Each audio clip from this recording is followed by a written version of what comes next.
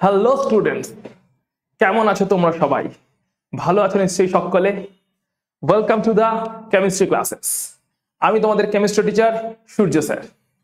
আজকে তোমাদের সামনে যে টপিকটা নিয়ে, যে চ্যাপ্টারটা নিয়ে ডিসকাস করতে এসেছি সেটা হচ্ছে ক্লাস 11-এর একটা খুবই গুরুত্বপূর্ণ চ্যাপ্টার, রাসায়নিক বন্ধন বা কেমিক্যাল বন্ডিং। কিছুদিনের মধ্যে শুরু হতে চলেছে তোমাদের ফার্স্ট সেমিস্টারের পরীক্ষা, তাই তো? হাতে আর বেশি সময় নেই, 1 মাস মাত্র আছে। কার কেমন প্রিপারেশন চলছে কমেন্ট করে জানিও। তো তোমাদের যার যেমনই প্রিপারেশন থাক না কেন, রাসায়নিক বন্ধন বা কেমিক্যাল বন্ডিং একটা very important chapter in chemistry. তো এই চ্যাপ্টারে ভালো করে গ্রিপ যদি আনতে পারা যায় তাহলে কিন্তু এর পরের অন্যান্য সমস্ত চ্যাপ্টারগুলোতে অনেক ইজি হয়ে যাবে, বিশেষ করে অর্গানিক কেমিস্ট্রি বা জৈব রসায়নে। সেই কারণে তোমাদের সামনে একটা মার্ভেলাস প্রেজেন্টেশন আছে আজকের এই পিপিটি প্রেজেন্টেশনের ক্লাসে, যেখানে সুন্দর সুন্দর কালারফুল ডায়াগ্রামের থ্রু দিয়ে পুরো একদম রাসায়নিক বন্ধনের ডিটেলটা আমি তোমাদের সামনে তুলে ধরবো। আশা করছি তোমাদের ক্লাস দারুণ লাগবে। ঠিক আছে, তাহলে আর বেশি দেরি না করে শুরু করা যাক রাসায়নিক বন্ধন। কি এক্সাইটেড তো? কেমন লাগলো ক্লাস কমেন্ট করে জানাতে ভুলবে না। চলো শুরু করা যাক।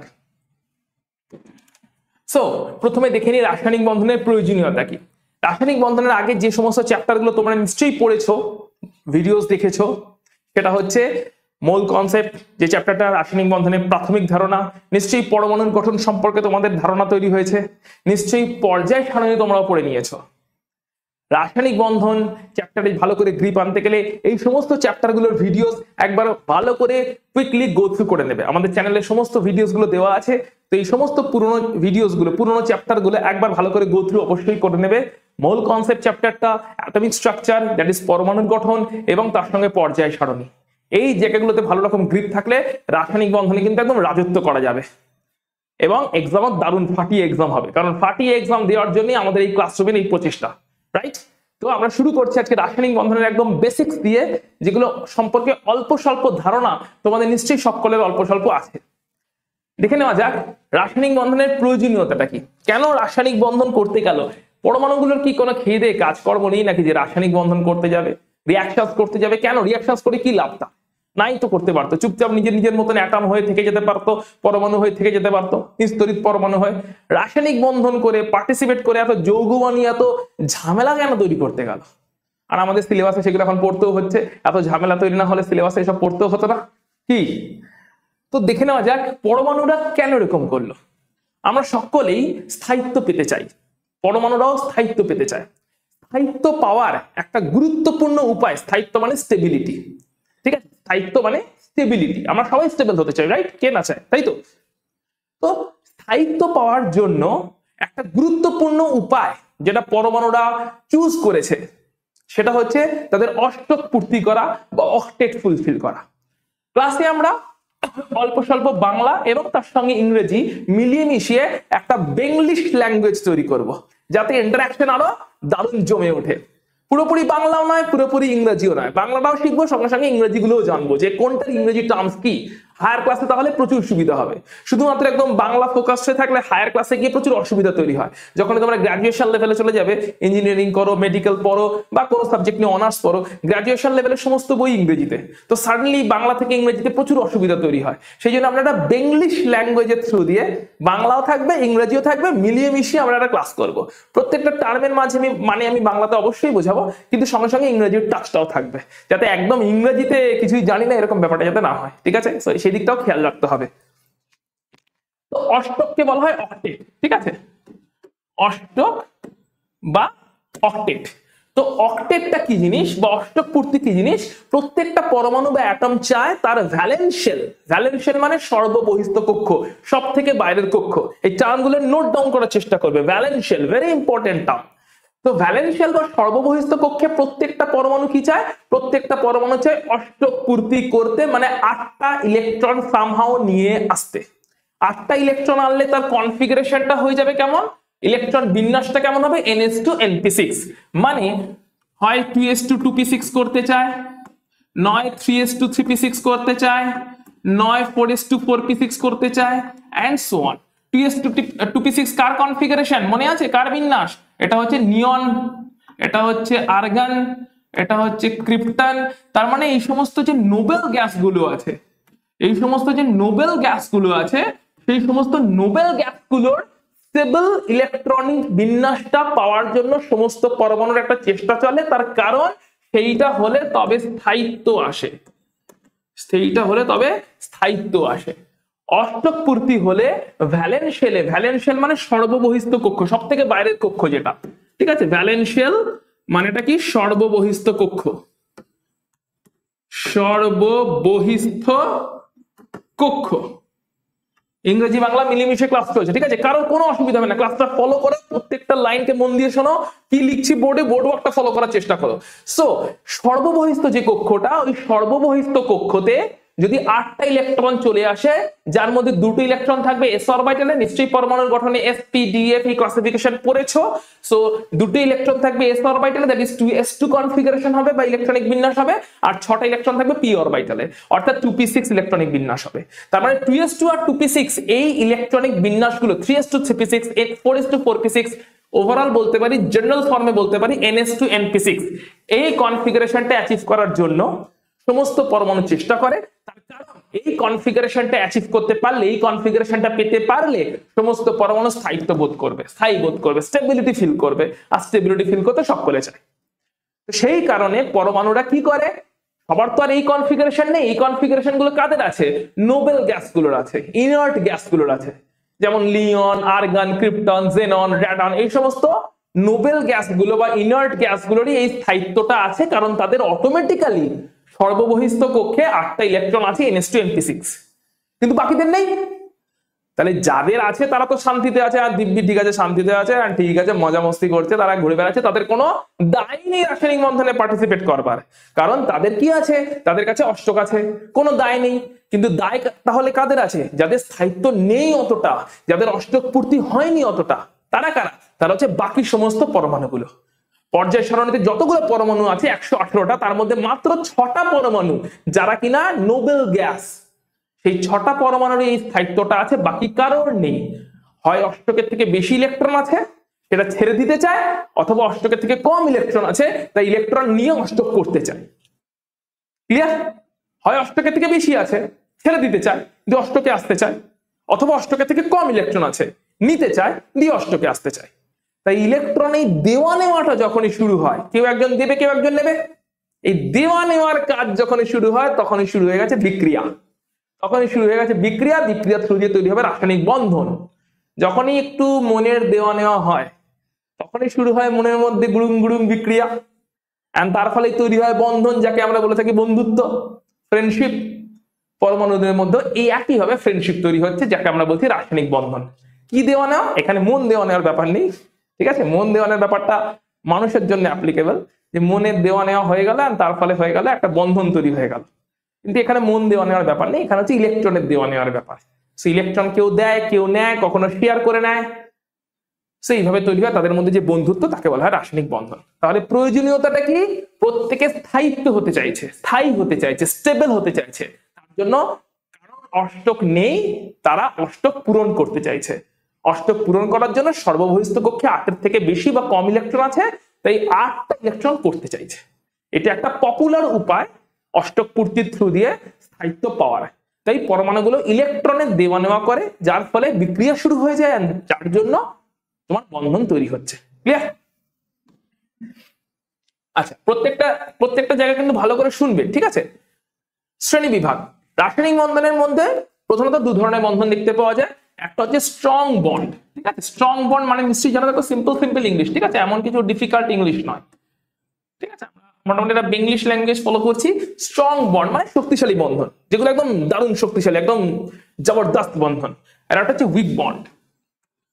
উইক বন্ড মানেটা কি, উইক বন্ড মানেটা হচ্ছে দুর্বল বন্ধন, অতটাও শক্তিশালী নয়, একটু হলেও দুর্বল, ঠিক আছে, বন্ধনগুলো সহজেই ভেঙে যেতে পারে, এরকম দুর্বল বন্ধন। তো স্ট্রং বন্ড আর উইক বন্ড, স্ট্রং বন্ডের মধ্যে কারা কারা আছে, একটা হচ্ছে আয়নিক বন্ড বা তড়িৎযোজী বন্ধন, ঠিক আছে, আয়নিক বন্ড বা তড়িৎযোজী বন্ধন। আমরা এরপরে বাংলাগুলোতে আসবে, এখন একটু ইংরেজিগুলো শিখিয়ে দিচ্ছি। আয়নিক বন্ড বা তড়িৎযোজী বন্ধন, একটা হচ্ছে কোভ্যালেন্ট বন্ড, কোভ্যালেন্ট বন্ড বা সমযোজী বন্ধন। নামটাও খেয়াল রাখতে হবে, তড়িৎযোজী মানে নিশ্চয়ই এটা তড়িৎ আধানের ব্যাপার আছে, সমযোজী মানে নিশ্চয়ই এটা সমান সমানের ব্যাপার আছে, ঠিক আছে। নাম থেকে কিন্তু বুঝতে পারা যায় বন্ধনে কি আছে। কোঅর্ডিনেট বন্ড, এটা হচ্ছে অসমযোজী। কোঅর্ডিনেট বন্ড এটা হচ্ছে অসমযোজী বন্ধন। মেটালিক বন্ড ধাতব বন্ধন, মেটালিক বন্ড ধাতব বন্ধন। দেখো একদম সিম্পল ইংলিশ, কিন্তু ঠিক আছে এমন কিছু বিশাল ব্যাপার নয়। কি বিশাল চাপ লাগছে নাকি? কারোর চাপ লাগছে? হোপফুলি কারোর চাপ লাগছে না, তাই না? হালকা একদম সোজা ইংলিশ, যেগুলো আমরা অলরেডি কমন লাইফে মোবাইল, ইনস্টাগ্রাম, গুগল, ইন্টারনেট এগুলো শুধু অলরেডি জানি এই সমস্ত ছোট ইংলিশ গুলো, রাইট? মেটালিক বন্ড বা ধাতব বন্ধন, কোঅর্ডিনেট বন্ড অসমযোজী বন্ধন, কোভালেন্ট বন্ড সমযোজী বন্ধন, আয়নিক বন্ড তড়িৎযোজী বন্ধন। আরেকটা হচ্ছে উইক বন্ড, দুর্বল বন্ডের মধ্যে কি আছে? বন্ড মানে হচ্ছে বন্ধন, দুর্বল বন্ডের মধ্যে আছে হাইড্রোজেন বন্ড।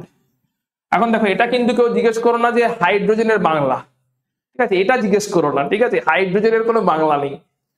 হাইড্রোজেন বন্ড বা হাইড্রোজেন বন্ধন। আর একটা হচ্ছে ভ্যান ডার ওয়ালস বন্ধন বা ভ্যান ডার ওয়ালস ইন্টারঅ্যাকশন। এখন স্যার জিজ্ঞেস করেন স্যার ভ্যান ডার ওয়ালস এর বাংলা কি? ভ্যান ডার ওয়ালস একজনের নাম, ঠিক আছে? এর কোনো বাংলা নেই। ভ্যান ডার ওয়ালস কিন্তু একজনের নাম, একজন সায়েন্টিস্টের নাম। যেরকম আমার নাম সূর্যদীপ্ত হাজরা, তোমাদের কারোর কিছু নাম আছে, কমেন্ট সেকশন দেখলে দেখতে পারবো কার কি নাম। সেরকম ভ্যান ডার ওয়ালস তোমার একজন সায়েন্টিস্টের নাম। তিনি যে সমস্ত বন্ধনগুলো কথা বলেছিলেন, যে ধরনের বন্ধনগুলো, সেগুলো হচ্ছে ভ্যান ডার ওয়ালস ইন্টারঅ্যাকশন বা ভ্যান ডার ওয়ালস ফোর্সেস বা ভ্যান ডার ওয়ালস বন্ধন, ঠিক আছে? সো এগুলো হচ্ছে রাসায়নিক বন্ধনের একটা ওভারঅল ক্লাসিফিকেশন বা শ্রেণী বিভাগ।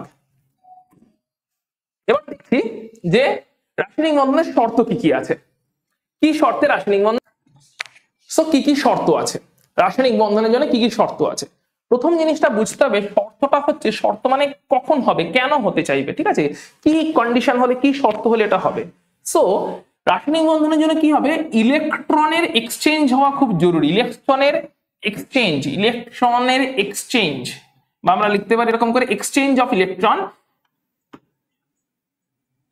এক্সচেঞ্জ অফ ইলেকট্রন এটা হওয়া খুব জরুরি। এক্সচেঞ্জ মানে দেওয়া নেওয়া, ঠিক আছে?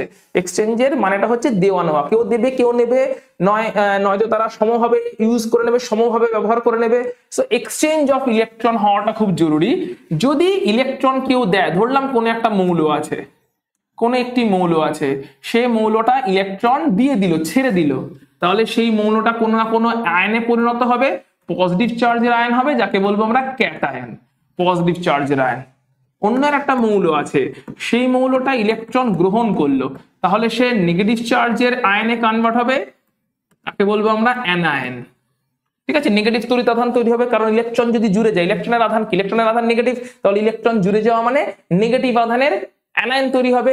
ইলেকট্রন বেরিয়ে যাওয়া মানে ইলেকট্রন চলে গেল, নেগেটিভ চার্জ চলে গেল, তার মানে এক্সট্রা পজিটিভ চার্জ রয়ে গেল, তাহলে তার মানে পজিটিভ চার্জের ক্যাটায়ন তৈরি হওয়া। তার মানে ইলেকট্রন দিল কেউ, ইলেকট্রন নিল কেউ, ইলেকট্রন ত্যাগ করলো, ছেড়ে দিল কেউ, ইলেকট্রনকে নিল কেউ, ঠিক আছে? নিয়ে নিল কেউ, তাহলে নিয়ে অ্যানায়ন তৈরি হলো, ক্যাটায়ন তৈরি হলো। এখন এদের চার্জ কেমন? এরা অপোজিট চার্জ, তাই না? বিপরীত আধান এদের, একজনের চার্জ পজিটিভ, একজনের চার্জ নেগেটিভ, একজন ধনাত্মক আধান ধর্মী, একজন ঋণাত্মক আধান ধর্মী, ঠিক আছে? বাংলাটা আমি সাইড বাই সাইড বলছি যাতে তোমাদের বুঝতে সুবিধা হয়। সো ক্যাটায়নটা হচ্ছে ধনাত্মক আধান ধর্মী আর অ্যানায়নটা হচ্ছে ঋণাত্মক আধান ধর্মী। তাহলে এই ধনাত্মক আধান ধর্মী আর ঋণাত্মক আধান ধর্মী, এই যে ক্যাটায়ন অ্যানায়ন তৈরি হলো, এরা একে অপরকে কি করবে? এরা তো একে অপরকে অ্যাট্রাক্ট করবেই, এখানে তো একটা আকর্ষণ তৈরি হবেই। কেন হবে? কুলম্বের ল, ইলেকট্রোস্ট্যাটিক ফিজিক্সেই পড়েছে, কুলম্বের সূত্র। কুলম্বের সূত্রতে বক্তব্যটা কি? কুলম্বের সূত্রের মেন বক্তব্যটাই তো এটা, যে অপোজিট চার্জ বিপরীত ধর্মী আধানের একে অপরকে আকর্ষণ করবে। তো এখানেও সেই আকর্ষণ হবে। তাহলে ক্যাটায়ন যখনই তৈরি হলো, অ্যানায়ন যখনই তৈরি হলো, তখনই শুরু হয়ে গেল আকর্ষণ। তাহলে ক্যাটায়ন অ্যানায়ন তৈরি হওয়া মাত্রই আকর্ষণ তৈরি হলো, যে আকর্ষণটা হচ্ছে ইলেকট্রোস্ট্যাটিক ফোর্স, ঠিক আছে? আকর্ষণটার নাম হচ্ছে কি? ইলেকট্রোস্ট্যাটিক ফোর্স বা তড়িৎ আকর্ষণ বল। এই তড়িৎ আকর্ষণ বলের জন্যই তৈরি হচ্ছে যৌগ, কোনো না কোনো যৌগ, মৌল দুটো জুড়ে গিয়ে তৈরি হচ্ছে যৌগ। তার মানে ভালো করে এখানে বুঝে দেখো, মৌল দুটোর কোনো দায় ছিল না যৌগ তৈরি করবার, কোনো দায় ছিল না মৌলগুলোর যৌগ তৈরি করতে হবে। মৌলগুলোর শুধু ইলেকট্রন লস করে, ইলেকট্রন ছেড়ে দিয়ে ক্যাটায়ন তৈরি করতে চেয়েছিল, যে ক্যাটায়নে তার অষ্টক পূর্তি থাকবে, তার কাছে এক্সট্রা ইলেকট্রন ছিল। আর কিছু মৌল ইলেকট্রনকে গ্রহণ করে অ্যানায়ন তৈরি করতে চেয়েছিল, যার মধ্যে তার অষ্টক পূর্তি থাকবে। মৌলের উদ্দেশ্য ছিল এত দূর অব্দি, ক্যাটায়ন তৈরি করে যেখানে অষ্টক পূর্তি আছে, অ্যানায়ন তৈরি করে যেখানে অষ্টক পূর্তি আছে, ইলেকট্রন নিয়ে ইলেকট্রন ছেড়ে দিয়ে। তারপরেরটাতে কিন্তু মৌলর কোনো ইন্টারেস্ট ছিল না, কিন্তু কি করবে, ক্যাটায়ন আর অ্যানায়ন তৈরি হয়ে গেলে ওরা থাকতেই পারে না একে অপরকে আকর্ষণ না করে। কুলম্বের লতেই এটা বলা আছে। যেহেতু ওদের মধ্যে আকর্ষণটা চলে আসছে, ওখানে কিছু করার নেই ওদের দুজনের, ওদের টার্গেট ছিল না আকর্ষণ করে সব যৌগ টৌগ তৈরি করার, টার্গেট ছিল অষ্টক পূর্তি করে, ব্যাস শান্তি, অষ্টক পূর্তি হয়ে গেছে, এখন শান্তি, বিন্দাস একদম, টার্গেট এটাই ছিল। কিন্তু যেই এটা হয়ে গেল সঙ্গে সঙ্গে ওদের মধ্যে ওদের ভেতরে যে ফিচারটা চলে এলো, ভেতরে ওদের মধ্যে যে সমস্ত ব্যাপারটা চলে এলো, সেটা হচ্ছে ওরা একে অপরকে আকর্ষণ করতে শুরু করবে, ওটা ওরা চাইলেও আটকাতে পারবে না। তো ওই আকর্ষণের জন্য তৈরি হয়ে গেল, ওরা যুক্ত হয়ে গিয়ে তৈরি করলে কোনো না কোনো যৌগ। তার মানে রাসায়নিক বন্ধনের শর্ত কি, ইলেকট্রনের এক্সচেঞ্জ হলো, কেউ দিল কেউ নিল, এই এক্সচেঞ্জের থ্রু দিয়ে যখন বন্ধন তৈরি হয় তখন তাকে বলা হচ্ছে রাসায়নিক বন্ধন। ইলেকট্রনের এক্সচেঞ্জ হতে হবে, ইলেকট্রনের দেওয়া নেওয়া হতে হবে। ইলেকট্রনের দেওয়া নেওয়া না করে অনেক সময় কিছু কিছু বন্ধন তৈরি হয়, সেগুলো কিন্তু উইক বন্ধন, দুর্বল বন্ধন, হাইড্রোজেন বন্ধন, ভ্যান ডার ওয়ালস বন্ধন।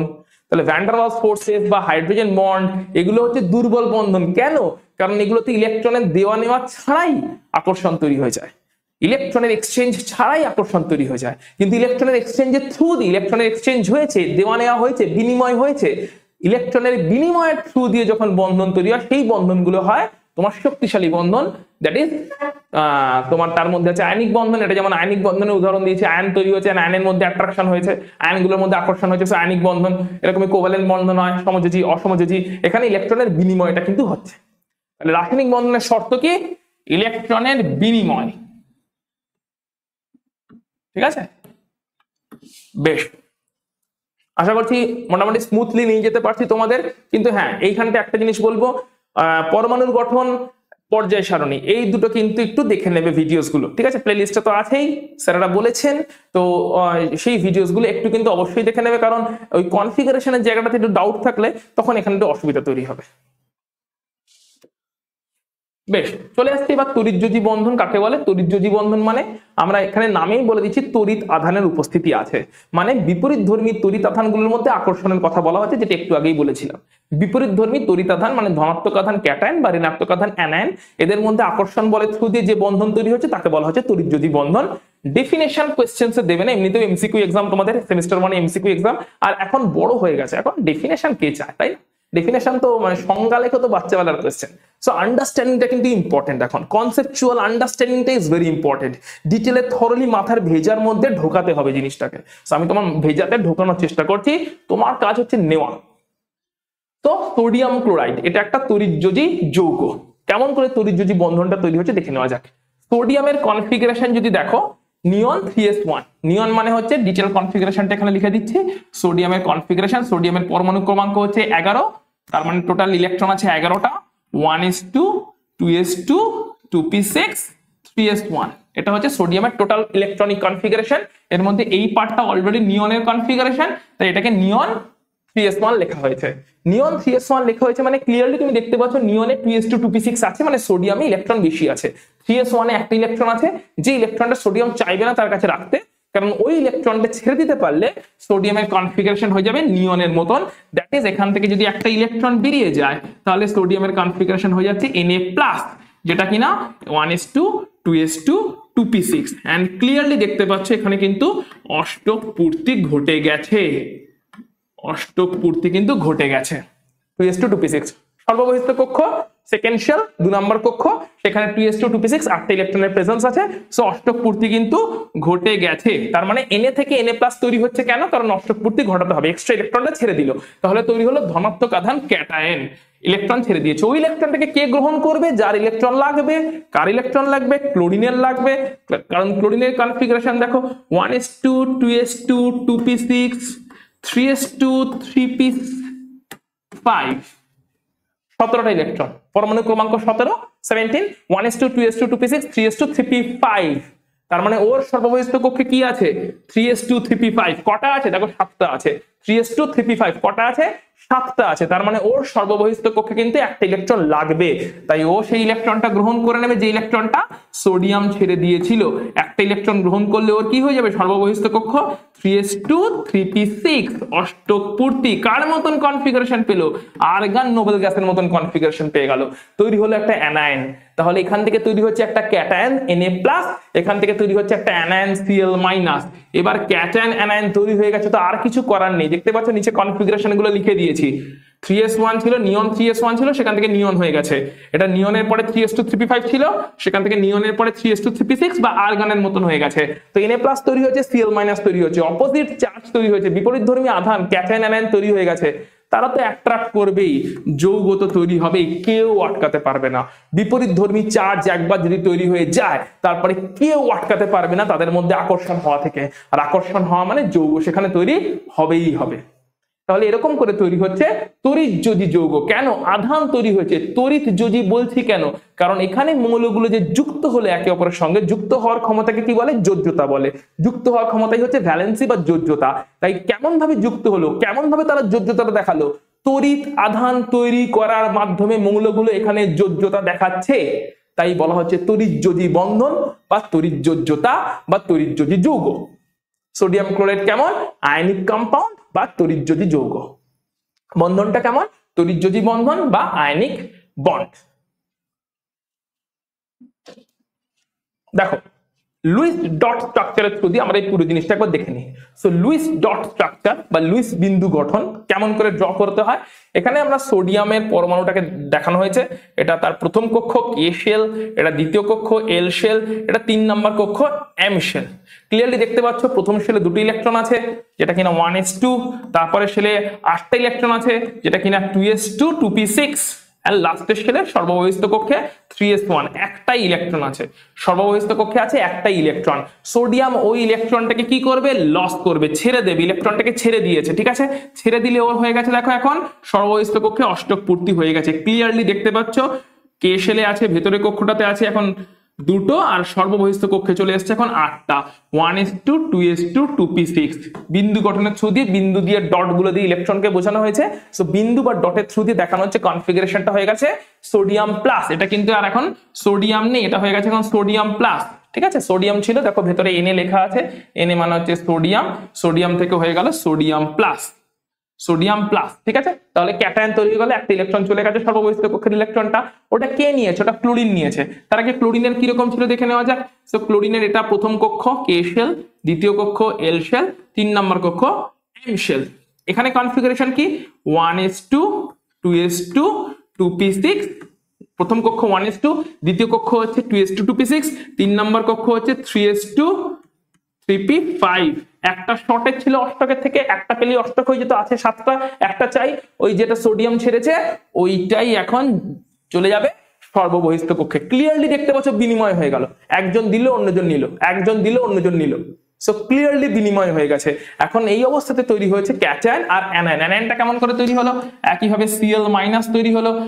প্রথম কক্ষতে 2টো ছিল, পরের কক্ষতে 8টা ছিল, লাস্টের কক্ষের এই ইলেকট্রনটা, কোন ইলেকট্রনটা? এই ইলেকট্রনটা যেটা সোডিয়াম থেকে এসছে, সোডিয়াম থেকে আসা ইলেকট্রন, তার ফলে তৈরি হয়েছে 1s2 2s2 2p6 3s2 3p6 configuration. Clear?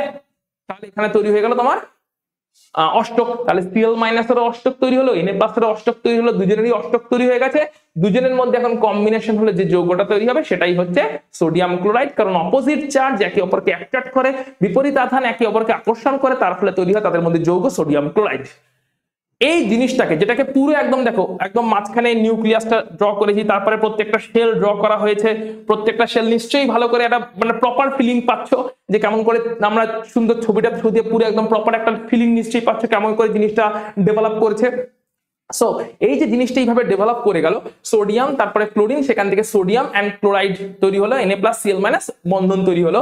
এই জিনিসটাকে যদি লুইস ডট স্ট্রাকচারের থ্রু দিয়ে রিপ্রেজেন্ট করতে হয় তাহলে লুইস ডট স্ট্রাকচারটা কেমন, ভালো করে এখানটা শুনবে। লুইস ডট স্ট্রাকচারের মেন প্রিন্সিপালটা কেমন ভাবে রিপ্রেজেন্ট করা হবে? লুইস ডট স্ট্রাকচারে সমস্ত ইলেকট্রনগুলো দেখানো হবে না। যেমন এইটা ছিল ডিটেল স্ট্রাকচার, যেখানে মাঝখানে নিউক্লিয়াস দেখানো হয়েছে, তারপরে কে কক্ষ, এল কক্ষ, এম কক্ষ, কোন কক্ষে কতগুলো করে ইলেকট্রন আছে সমস্ত কটা ইলেকট্রনকে ডট দিয়ে দেখানো হয়েছে। লুইস ডট স্ট্রাকচারে কিন্তু সবকটা দেখানো হবে না, কেবলমাত্র সর্ববহিস্থ কক্ষের ইলেকট্রনটা দেখানো হবে, বাকিটা সিম্বল দিয়ে লিখে দেওয়া হবে। মানে সোডিয়ামের সর্ববহিস্থ কক্ষে কটা ইলেকট্রন আছে? একটা ইলেকট্রন, তাই এনে লিখে একটা ডট দিয়ে দেবো। এটাই হচ্ছে লুইস ডট স্ট্রাকচারে সোডিয়াম অ্যাটমের রিপ্রেজেন্টেশন। সোডিয়াম তার সর্ববহিস্থ কক্ষে থাকা একটা ইলেকট্রন লিখে দেবো, এটাই হচ্ছে লুইস ডট স্ট্রাকচারের থ্রু দিয়ে সোডিয়াম অ্যাটমের লুইস ডট রিপ্রেজেন্টেশন। তাহলে ক্লোরিনের কি হবে বলো, নিজেরা বলো, ভিডিও পজ করো, দিয়ে কমেন্ট করে বলো তাহলে ক্লোরিনের লুইস ডট স্ট্রাকচারে কতগুলো ইলেকট্রন থাকবে। ভিডিও পজ করো, নিচে কমেন্ট করো, এন্ড কমেন্ট করে এটা বলো যে লুইস ডট স্ট্রাকচার দিয়ে যদি ক্লোরিন অ্যাটমকে ড্র করা হয় তার সর্ববহিস্থ কক্ষে কতগুলো ইলেকট্রন আছে, মানে লুইস ডট স্ট্রাকচার আমি কতগুলো ডট দিয়ে ক্লোরিন অ্যাটমকে রিপ্রেজেন্ট করব। ঠিক আছে, পজ করো, কমেন্ট করো, আমি কমেন্ট দেখতে চাই কিন্তু, তাহলে বুঝবো তুমি বুঝতে পারছো। সো দেখে নাও এবার, তাহলে মিলিয়ে নাও, যাই তুমি ভেবেছো বা কমেন্ট করেছো মিলিয়ে নাও। ক্লোরিনের সর্ববহিস্থ কক্ষে ছিল 7টা, কোন 7টা? এই 7টা, দিস ইজ দ্য সর্ববহিস্থ কক্ষ, ভ্যালেন্সিয়াল 3s2 3p5, তাই 7টা ইলেকট্রন ডট ড্র করেছি, 7টা ডট দিয়ে 7টা ইলেকট্রনকে বুঝিয়েছি। কোন 7টাকে? সর্ববহিস্থ কক্ষের 7টাকে। এখানে একটা জিনিস ক্লিয়ার করে দিতে চাই, সেটা হচ্ছে দেখো অ্যাকচুয়ালি ইলেকট্রনটা আছে কিন্তু সোডিয়ামের সর্ববহিস্থ কক্ষের ইলেকট্রনটা আছে 3s1 s অরবিটালে, 3s অরবিটালে। ক্লোরিনের জন্য আছে 3s2 3p5, s এ দুটো, p তে 5টা। যখন আমি লুইস ডট স্ট্রাকচারের থ্রু দিয়ে রিপ্রেজেন্ট করছি, আমি কিন্তু ক্লিয়ারলি এটা বোঝাতে পারছি না s অরবিটাল ইলেকট্রনটা আছে না p অরবিটাল ইলেকট্রনটা আছে, এটা কিন্তু আমি ক্লিয়ারলি বোঝাতে পারছি না। আমি কিন্তু শুধুমাত্র এটাই বোঝাচ্ছি যে ইলেকট্রনটা আছে সর্ববহিস্থ কক্ষতে, তো টোটাল ইলেকট্রন নাম্বারটাই কিন্তু দেওয়া হচ্ছে, এস না পি কোথায় আছে সেই ক্লাসিফিকেশনটা কিন্তু লুইস ডটের থ্রু দিয়ে বলা যায় না, এটা লুইস ডট স্ট্রাকচারের একটা সীমাবদ্ধতা। তো সোডিয়াম তার ইলেকট্রনটা লস করেছে, এই যে সোডিয়াম তার ইলেকট্রনটা লস করছে, ক্লোরিন গ্রহণ করছে, তাহলে সোডিয়াম তৈরি হলো সোডিয়াম প্লাস, অর্থাৎ ওই অবস্থায় তার অষ্টক পূর্তি হয়ে গেছে। আর ক্লোরিন ইলেকট্রনটা গ্রহণ করেছে, ওটা হচ্ছে Cl মাইনাস, ঠিক যেরকম ভাবে উপরে হয়েছিল Na প্লাস আর Cl মাইনাস এখন তড়িৎ আকর্ষণ বন্ধনের থ্রু দিয়ে, তাড়িতিক আকর্ষণ বন্ধনের থ্রু দিয়ে জুড়ে যাবে, যাকে বলে ইলেকট্রোস্ট্যাটিক ফোর্সের থ্রু দিয়ে জুড়ে যাবে, দিয়ে যে কম্পাউন্ডটা তৈরি করবে তাকে বলবো আয়নিক কম্পাউন্ড সোডিয়াম ক্লোরাইড। কোন সোডিয়াম ক্লোরাইড? সেই সোডিয়াম ক্লোরাইড যেটা বাড়িতে নুন ফর্মে আমরা সবাই ইউজ করে থাকি, এই টাটা সল্ট, আশীর্বাদ সল্ট, যা যা সল্ট আমরা ইউজ করে থাকি বাড়িতে, নর্মাল যে কমন সল্ট নুন যেটা আমরা ইউজ করি, দ্যাট ইজ সোডিয়াম ক্লোরাইড, তৈরি হয় এইভাবে। তাহলে আশা করছি আয়নিক বন্ধনের বেসিক ফান্ডামেন্টালটা তোমাদের মাথায় প্রপারলি ঢুকেছে। পরের ভিডিওতে ফেরত আসবো আয়নিক বন্ধনের আরো বেশ কিছু ডিটেলস দিয়ে। ততক্ষণ পর্যন্ত দেখতে থাকো classes, chemistry classes, and enjoy করতে থাকো। পরীক্ষার জন্য প্রিপারেশনটা কিন্তু ফাটিয়ে নিতে হবে, কারণ semester 1 is knocking at the door. চলো tata, bye bye, take care.